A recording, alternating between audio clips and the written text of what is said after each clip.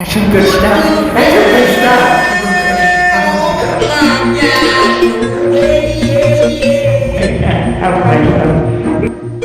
So A Nightmare on Elm Street 3, Dream Warriors, tells the story of a group of kids in a mental hospital who team up with Nancy Thompson from the first film to fight against Freddy Krueger by using their dreams. Hey everybody, how's it going? It's me, Devin Hollister, and today I'm going to talk with you about the third film in the franchise of A Nightmare on Elm Street movies, Dream Warriors. Now, just like I said in my last two Nightmare on Elm Street videos, I am doing a film review series. So what I'm doing is I'm reviewing every film that is part of the Nightmare on Elm Street franchise. We're starting all the way from the 1984 original all the way to the, I believe it was 2009, 2010 remake. And of course, we haven't gotten one since then. So we've already done the first two parts. I've already reviewed those. Please check those reviews out. Today we're going to talk about Dream Warriors. And also, again, a lot of these movies are first time watch for me. This is the first time I've actually watched Dream Warriors. And for this review, I actually watched it a couple more times so that I could get the details correctly. Because I'm proud to say that this movie is absolutely fantastic. So let's just talk about it. So starting off with the main positives of A Nightmare on Elm Street 3, Dream Warriors, I gotta say, this cast of kids, like every single one of these kids that we follow throughout this movie, they are fantastic watch to follow through. They are all very entertaining. They all have their own unique personalities, and you root for all of them because they're stuck in this mental asylum. Everybody thinks they're crazy. Nobody believes that there's this man in this hat who's burnt skin and is after them in their dreams. Of course, they're all there because everybody thinks they're crazy, except with the return of Nancy Thompson from the first film. Never sleep again. We've got the main girl part of the group. I forget her name. I believe it was Christian or something like that. And she is able to connect people's dreams together into her own. She has like this unique, like kind of dream power. And that's what is kind of explored in this movie a lot, is the dream manifestation to control someone else's dream and connect it with yours. They use that very clever in this film, which I'll talk about as well. Then we have a couple extra characters. I don't really remember most of their names. I just remember the nerdy kid in the wheelchair. I do remember Kincaid. Kincaid was probably the standout of this group of kids because of his very funny dialogue. Maze. And it's time to stop guessing and start messing. Yo, Freddy! Where you hiding at, you burnt face pussy? Then we have the girl who I believe was a former drug addict.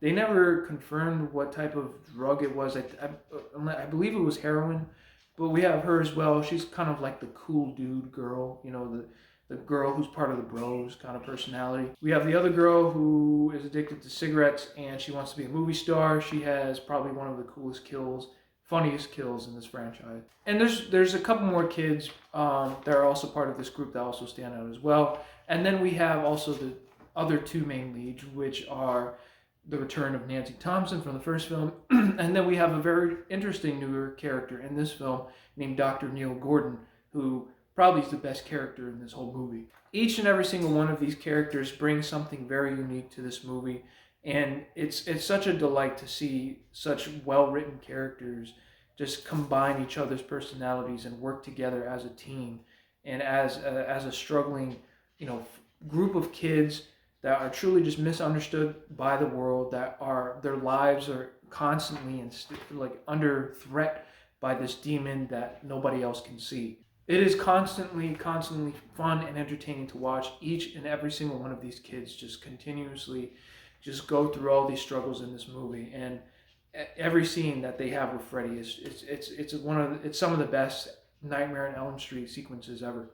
And Nancy's return to the movies also helps a big lot because she has experience. She knows exactly what these kids are going through. She knows how to beat Freddy. She knows who he is. She has done it before, and her helping out with these kids provides a way out for them, and it gives a group of kids hope. Her father also makes a comeback in this movie as well. He's not really a big part of the movie until the final part, but even his performance, his role, his purpose for this film, it works out just perfectly. kind of makes me wonder, why didn't they just do this for the second film? Why did they like skip a movie over just to do that? Sorry, if you go watch my Nightmare on Elm Street Part 2, I really don't like that film. It's just boring and it doesn't really feel like a continuance for me. Now let's talk about probably the best character in this movie, Dr. Neil Gordon. Now, of course, he stands out as that typical adult of thinking that all these kids are crazy. He doesn't want to provide this experimental hypnosil drug that Nancy is begging him to give them, because it's an experimental drug, and him as a doctor, he's aware of these things. He's very exclusive about what he is supposed to prescribe and all that. But of course, he is willing to help these kids because he truly cares about everybody in this film. He's kind of like a father figure of this whole group. And when you see some of these kids get taken away by Freddy, you feel that loss of like a child for Dr. Gordon in a way. It was very unique to feel that. Oh yeah, I forgot to mention, by the way, motherfucking Lawrence Fishburne is in this movie. I just wanted to point that out too. But back to Dr. Neil Gordon. Of course, he also plays a certain role for Freddy also, because we see the reveal of Freddy's mother, Amanda Kruger, who was a nun, and we learn a lot about Freddy's origins and what could potentially have been the reason for why he's so evil. We find out through Amanda Kruger in a conversation between her and Dr. Neil Gordon, even though he doesn't know that she's Amanda Kruger yet, that Freddy was born through her being raped through, I think, hundreds and hundreds of crazy inmates. I forgot the exact number, but it was in the hundreds, I believe. Which, we didn't need that kind of information to know that Freddy Krueger was an evil son of a bitch, but that brought it up to like a million times more. Just like, wow, that's some crazy shit about Freddy Krueger. Like that's how twisted his mind is. Like just everything about him. It brought a whole another level of just twisted evil. The kills in this movie are definitely some of the best of this franchise. I would certainly say not only my favorite kill, but probably my favorite scene in this film is where the girl, she's smoking a cigarette, she's watching TV, and we see this moment of a talk show come up. You have to study. I think you should study. Study, work, and then maybe you can make it. Can I ask you something? Certainly. Who gives a fuck what you think? And then Freddy just comes out the TV. It's a neat practical effect. It looks sick. He grabs the girl and then he just smashes her head. And it's, what do you say? Welcome to prime time, bitch! This is it, Jennifer. Your big breaking TV. Welcome to prime time, bitch! Along with that, the kills and the special effect, even though, of course, you kind of see that 80s type, CGI and stuff like that, it's really not that bad in this type of film, though. Like, it completely works. It's just fine. And, the kills, the special effects and everything, they still hold up for me today. And just that scene alone and other scenes as well with other kids, like, it works so well. And it also brings up another point that this is, like, top tier, like prime Freddy. Not that like it's ever Robert Englund's fault. He's always awesome as Freddy for what they allow him to do, for what they give him. Of course, I know eventually we're going to kind of see that go downhill because of how these movies are made later on. But this is like top tier, like Freddy. The perfect balance between kind of like that schlocky kind of humor, that that slapstick kind of Freddy one-liners, and then the horror element where he's also freaking just terrifying at the same time, like 1984 Freddy type terrifying.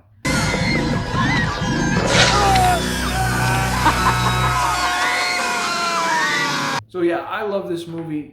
This is honestly, it's everything in this movie that I completely want from any Nightmare on Elm Street movie. But of course, there's also one more positive that I have about this film. Not directly tied with the story, but with the soundtrack. We're the Dream Warriors.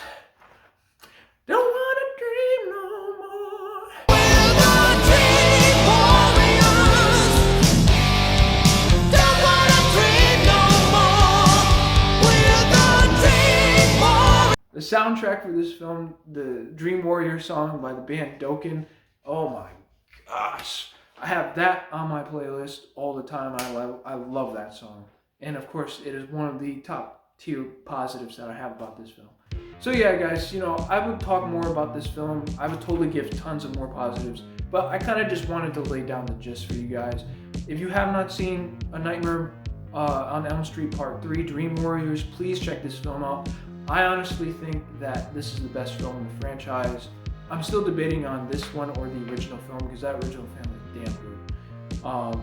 But this movie has awesome pacing, awesome characters. Dr. Neil Gordon, great character. I wish we had seen a return with him. You know, great seeing Nancy and her dad again.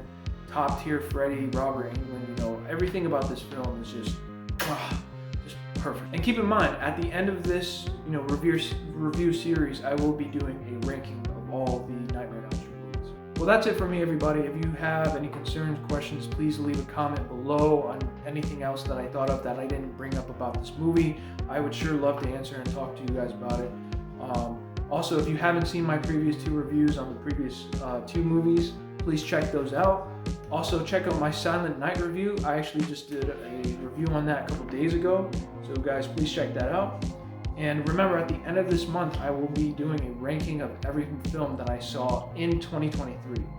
It's not every film that came out this year, but it's every film that came out this year that I saw. So if you don't see the movie on the list, it's because I didn't watch it, all right? So anyways, guys, thank you for watching this video. Please check this film out if you haven't. See you guys next time. We're the Dream Warriors.